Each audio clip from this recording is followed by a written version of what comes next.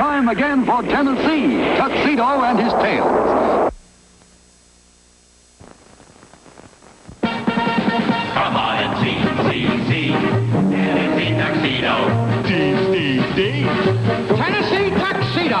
We will be parachuting for your pleasure, sailing seas in search of treasure, anything so he can measure up to man. That's Tennessee Tuxedo. A small penguin who tries but can't succeed, though he may fail. As he rides for fame and glory, still he tries in each new story tale.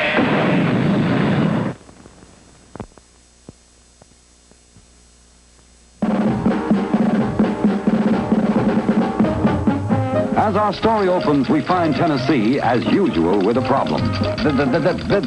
This is ridiculous, Chumley. I came all the way up here from the South Pole to get warm, and I'm freezing.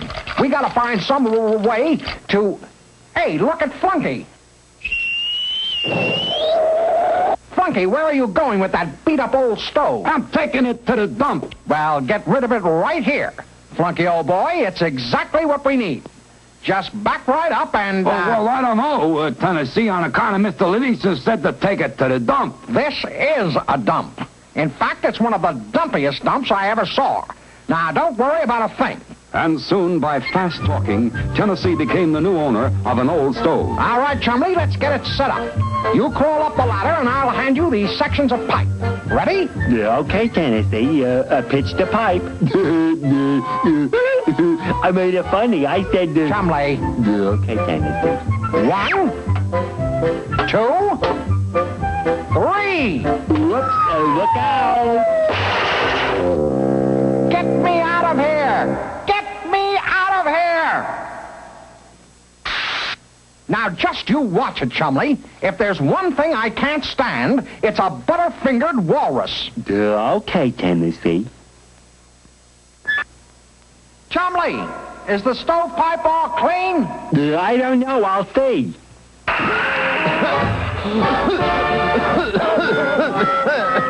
All clean now, Tennessee.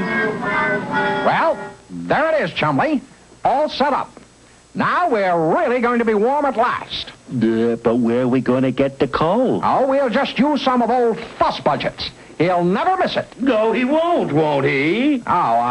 Hello, Stanley. I was just telling Chumley here. I heard what you were just telling Chumley, and now I'm going to tell you. No coal. Don't you dare touch my coal. But, Stanley, I'm freezing. But you're supposed to be freezing. You're a penguin, remember? Penguins like the coal. They come from the South Pole. But that's why I left the South Pole, to get warm.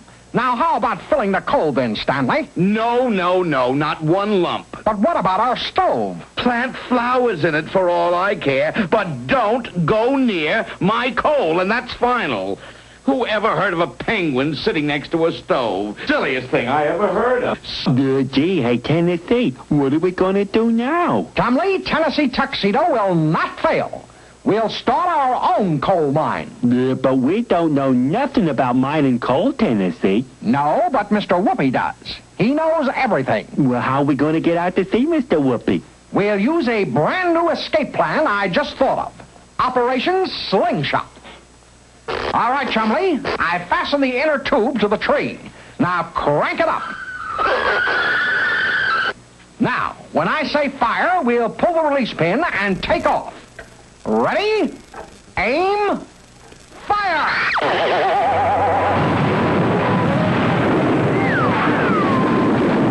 I thought you said we were going over the wall. We'll just have to set our sights a little higher, that's all. Ready? Aim. Fire!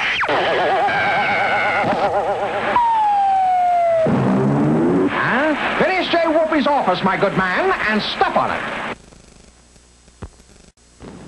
Do you have a riddle, Chumley? Yeah. Why isn't my nose 12 inches long? Because that would make it a foot. And a short time later, our heroes were in the office of Phineas J. Whoopi, the man with all the answers. So, you want to learn about coal mining? Well, that's a pretty deep subject. Get it? But the three-dimensional blackboard should be able to help us out. Now, let me see. Where did I put that 3D BB? In the closet, I guess.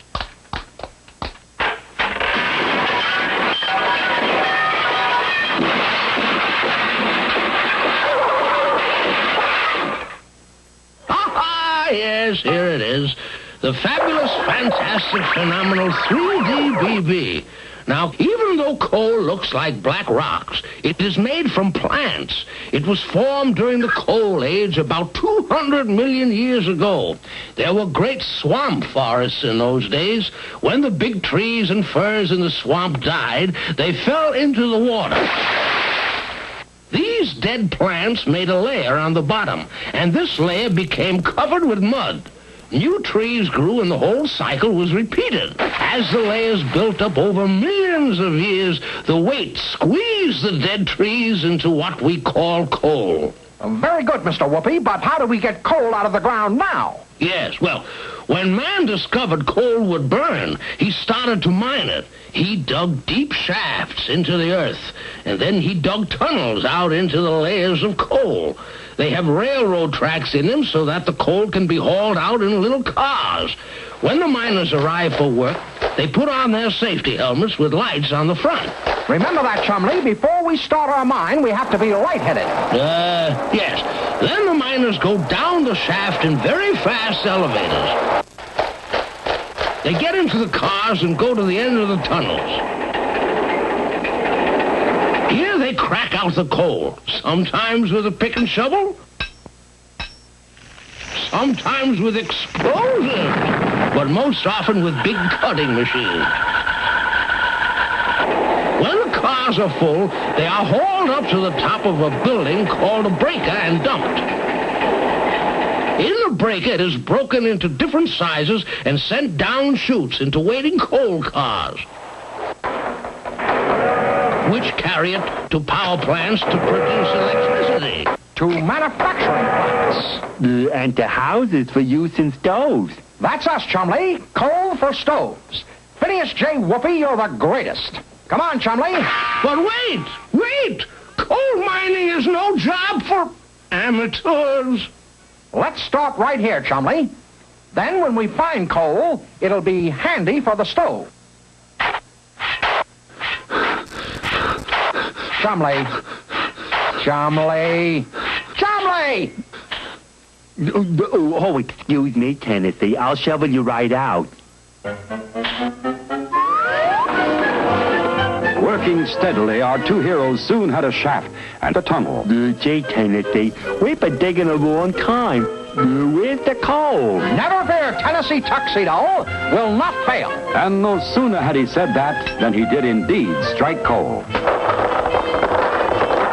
What did I tell you? Coal, Chumley. Black diamonds. I guess we'll show Stanley Livingston a thing or two. Yes, he'd show Stanley all right, because what he had done was to dig his tunnel right into Stanley's coal bin.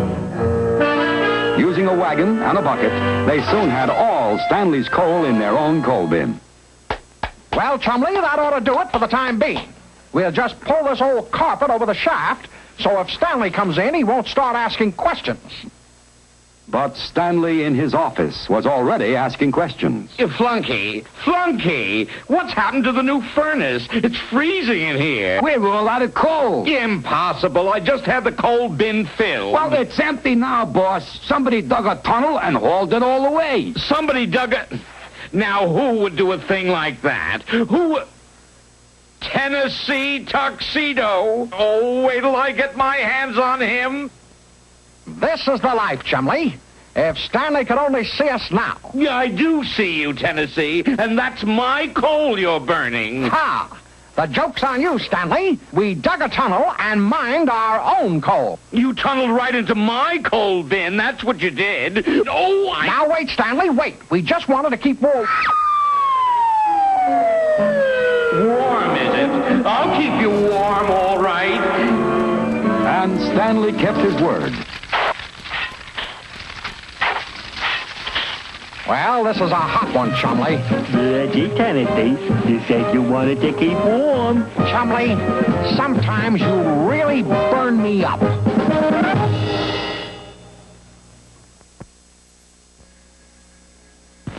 Tennesse and Chumley will be right back with more cartoon fun.